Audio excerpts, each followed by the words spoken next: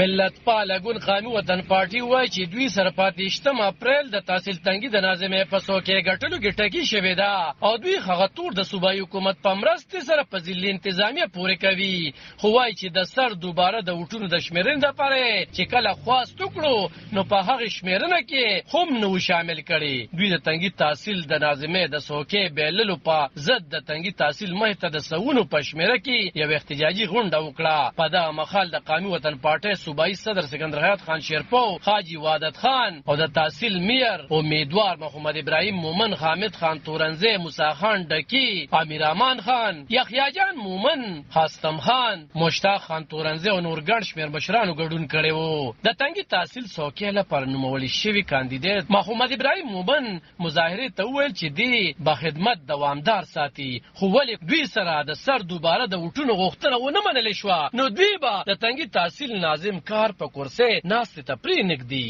کله چې ایسي صاحب بار راووتو ما ورته ویل ایسي صاحب په پام به راسره خبرې کې بیا به په دې باندې حساب کتاب کوو. ما چې ستا کوم موږ له دلته پریزایډینګ افسر راکړی دی په دې به راسره بیا خبره کې وی دا ما ته هېڅ سکتې ویل نه دی نو ما ورته ویل بیا د الکشن څه لکه و خو هغې له به دې ورکړی وی که نه. عزتمندو تاسو غیرت کړی دی، تاسو پښتو کړې ده، تاسو خپل عزت ګټلی، تاسو خپل تحصیلي تنګې ګټلی دی. دا ورته ویو چې ما ته خپل هوم پولیس سټیشن یې وښیه که تا ګټلي بیا هم درته پرېږدم، که تاسو ابازو ګټلي بیا هم درته پرېږدم، که تاسو کرامت شاه محل خپلې هم بیا هم درته پرېږدم، که بیا ستا د کینډیډیټ پولینګ بوت ما بیا هم په ډبل نی ګټلی بیا هم درته پرېږدم. دا زما حق نه و چې زه دلته رالم دا له ما درخواست درکړو ته دیو کا او ریجیکټ اوټ چې کوم دی دا ما ته ثابت کا.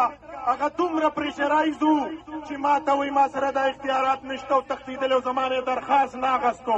په تنګي تحصیل کې د نظامت لپاره په شوي انتخاب د پاکستان تحریک انصاف امیدوار حاجي فضل امین بریا ترلاسه کړې ده. خو ولې یو شمېر مخالف ګوندونه په دغه الیکشن د ټګۍ تورونه لګوي. خو ځلي انتظامیه وایي چې دوی شفاف الیکشن کړی دی، خو سیاسي ګوندونه وایي چې دوی به تر هغه احتجاج دوامدار ساتي تر څو چې د دوی وړاندې د وټونو شمېرنه نه وي کړې. علب خان شیرپو، دلبر نیوز، تنګي ملت.